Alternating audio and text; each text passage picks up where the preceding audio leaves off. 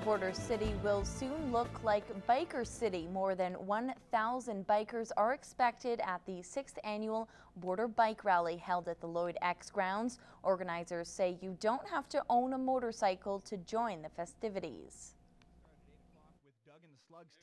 You don't have to be a biker to come to the Border Bike Rally. This is a family affair. We do have Saturday night for the adults entertainment, but for the most part, the kids can come in. They enjoy watching everything from the burnout pits, the rodeos.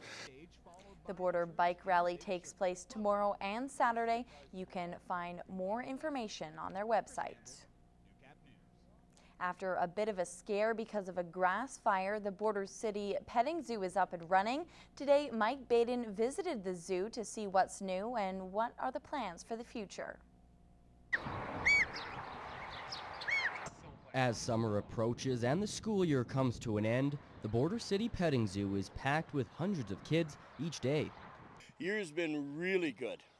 Lots and lots of school groups coming from everywhere, 2-3 hours all the way around us. It's been really good. We're booked and overbooked, so it's fantastic. And as usual, the zoo is packed full with new, old, slimy, and fuzzy animals. Oh, you can see all kinds of animals, goats, lots of baby goats, lots of baby sheep, baby calves. We got a baby bison over there, and baby pigs, and all kinds of wild animals, lions, bear, wolves, all that kind of stuff. And obviously the reptiles, lots of reptiles. The petting zoo has been open for just over a month now, and word around the farm is the animals are having a good time.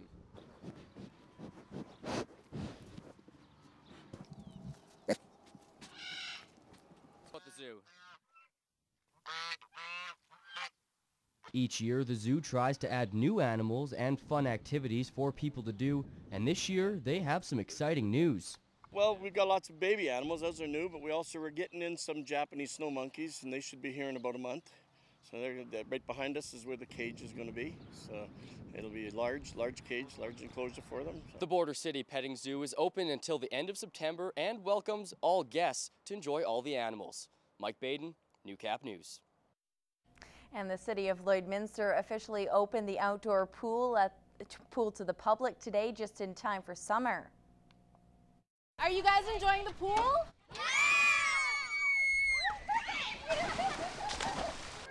The outdoor pool is a popular destination for residents and visitors, and with new renovations, the city hopes to invite more people to the pool.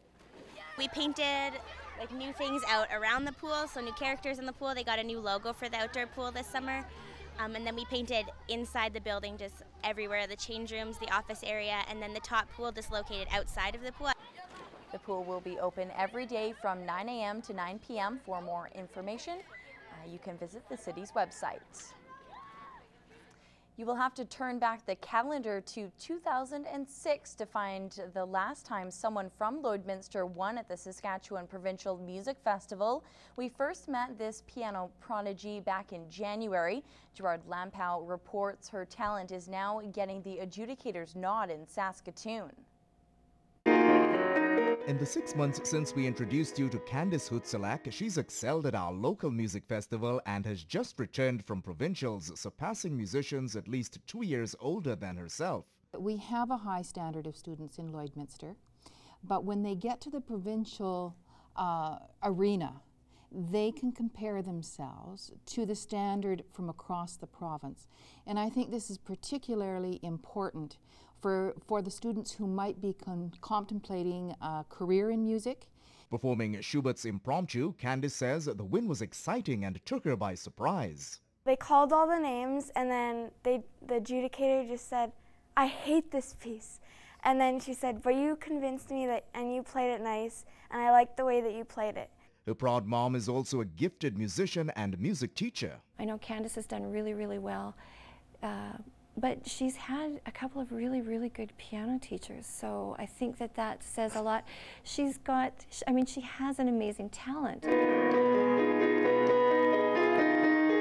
With school wrapping up, Candace says she will be taking a break for the summer. Usually my regular routine is practice. I usually practice for about an hour every morning and during the week, and then during the summer I'll practice maybe 10 minutes every couple days. Gerald Lambeau, Newcap News. Coming up, how lower prices at the pump could affect our economy. That story after the break.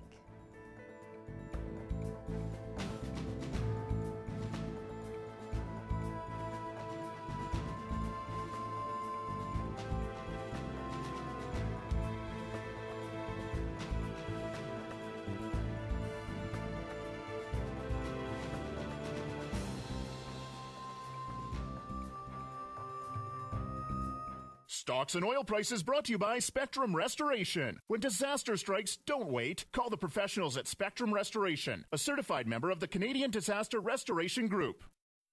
Recently, slugs and cutworms have been found in canola fields across the Midwest region, potentially having an effect on crop quality. Peter Quinlan tells us how area farmers can respond to the outbreak in this week's Agriculture Report. Cool, wet weather is a slug's favorite kind of conditions.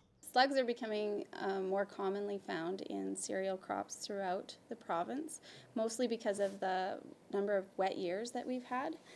But they tend to be localized just around sloughs. Keeping the ground waterlogged allows slugs to move out of the swamps and into the field in search for food.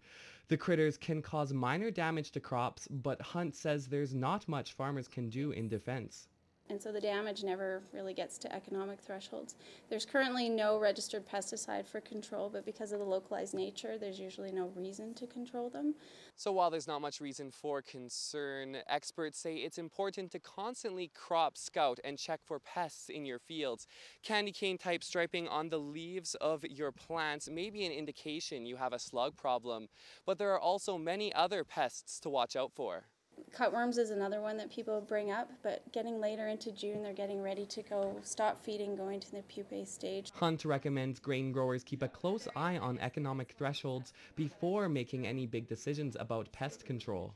There's a document that the Saskatchewan Agriculture has called Economic Thresholds of Insect Pests. That's available through the website, and it has a lot of those thresholds and whether or not it's a good time to spray or not.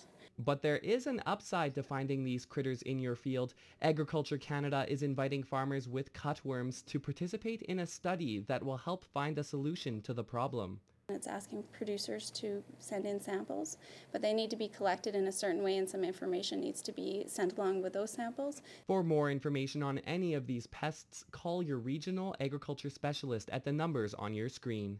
Peter Quinlan, Newcap News.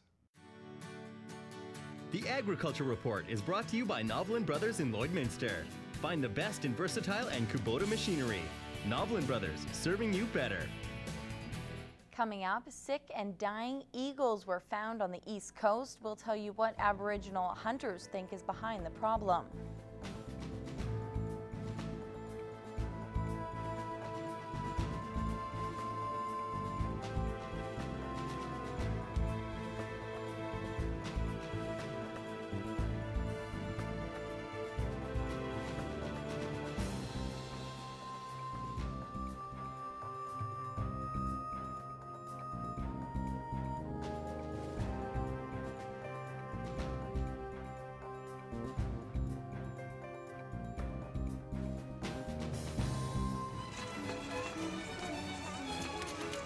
The ag and commodity prices are brought to you by City Center Auto Body. Look, Mom. At City Center Auto Body, they can fix anything.